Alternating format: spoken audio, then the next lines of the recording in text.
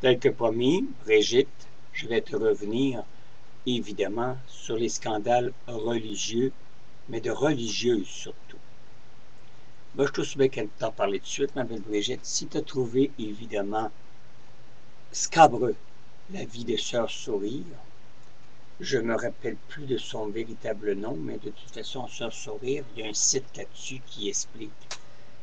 Ben, crois-le pas. Dans notre famille, à Sherbrooke, évidemment, il y avait beaucoup de religieux. On a même un oncle et son épouse qui ont fait 24 enfants et il y a eu 16 religieux et la balance était des religieuses. Et laissez-moi te dire, ma belle-fille, que quand tu étais une jeune fille qui avait un enfant à 14 ans ou qui avait le malheur de penser à des choses peut-être pas correctes, on l'envoyait au couvent et elle devenait religieuse. Et dans ces mêmes couvents, j'ai été témoin que des religieuses se faisaient violer par les pères qui étaient là, des prêtres qui étaient sous la gouverne, évidemment, parce que ça en prend toujours un pour prendre les confessions des religieuses.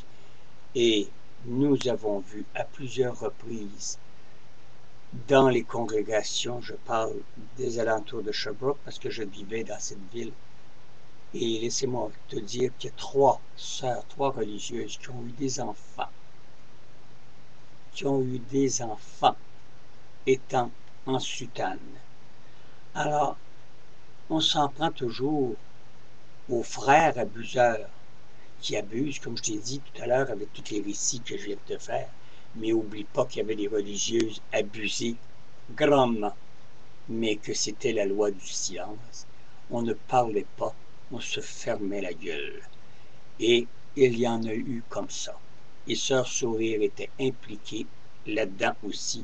On ne nous a pas tout dévoilé de ce que c'est que Sœur Sourire a subi. Mais laissez-moi vous dire qu'elle en a subi du long et du large. Et quand, je peux le certifier, Sœur Sourire, après son viol, a dû être certainement enceinte, et c'est pour la raison qu'elle s'est enlevée la vie. Et tout l'argent que Sœur Sourire a fait, mais les religieuses n'ont versé rien. On lui a fait des obsèques macabres, très négligées, très restreints, très égoïstes, après avoir rapporté des millions. Tu vois, hein? Alors d'un côté ou de l'autre, il y a toujours un côté rose et un autre côté sombre. Alors cette religieuse qui a chanté une chanson, qui a eu le malheur d'interpréter une chanson qui est devenue interplanétaire, ben, a été abusée, violée et, ne voulant pas avoir l'enfant, s'est suicidée. Elle ne pouvait pas embarquer dans un monde disgracieux comme était le milieu artistique dans le temps, comme aujourd'hui. Aujourd'hui, c'est un peu plus, comprenez-vous, hein, on met des gants blancs, mais c'est toujours la même corruption, c'est toujours le même langage utilisé et c'est toujours sur le même principe. Je te mange, tu me manges, je te monte de grade. Hein? Tu te plies. Ça fait à peu près comme le reality show de Claude Dubois, qui invite à Michel Richard, qui invite le gros sale, qui invite le raté de Joanie Rochette, qui n'a même pas mérité sa médaille, si vous regardez, puis ça, je vous l'ai dit 1000 fois. Là, ça va être d'autres comme ça. Alors, c'est toutes des affaires orchestrées d'avance, c'est pas de la réalité show, c'est de la merde qu'on vous présente. Et évidemment, quand on va dans le fond des choses, puis qu'on gratte, on s'aperçoit qu'il y a eu beaucoup de gales et de galeux. Alors que ce soit dans la religion, que ce soit dans les religieuses, que ce soit dans les pères, que ce soit dans le milieu artistique, que ce soit dans le bénévolat, comme je vous ai déjà expliqué sur les éditoriales. Il y a de la crasse, puis il y a de la merde partout. Il s'agit juste de prendre le bon chemin, de détourner ça. C'est évident qu'au lieu de réussir plus vite, ça va vous prendre plus de temps. Mais allez avoir au moins la décence de vous dire, moi, j'ai réussi. Moi, j'ai pris le bon chemin. Et aujourd'hui, au seuil de ma mort ou au seuil de ma vie, j'ai été heureux et j'ai eu une vie malgré tout remplie d'amour. C'est ça que je vous souhaite à tous. Alors, les obstacles, contournez-les. Vous êtes capable de les contourner.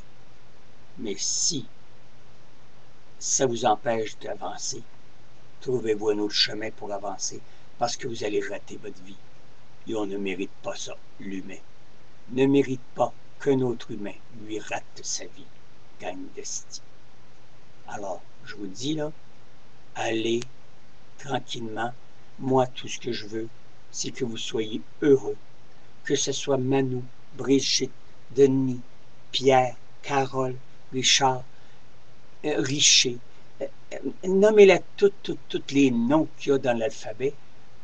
C'est des êtres humains qui sont accrochés à ces noms-là. Ben moi, je vous souhaite tout simplement d'être heureux, de faire ce que vous avez envie de le faire, dans l'honnêteté, dans la bonne direction. Et laissez-moi vous dire que tôt ou tard, ça vous est remis au centuple, comme dit d'autres. Mais moi, mon Bouddha me dit, respecte-toi, tu respecteras les autres. Salut, merci de m'avoir écouté encore une fois. Le vieux fou, il déconne, mais quelquefois, il aime dire la vérité. Comme on m'a dit tout à l'heure, Claude, t'as l'air d'un homme cool. Non, je suis pas gelé à la coke, je suis pas gelé à rien. Mais j'aime dire les choses comme ils sont et j'adore les jeunes.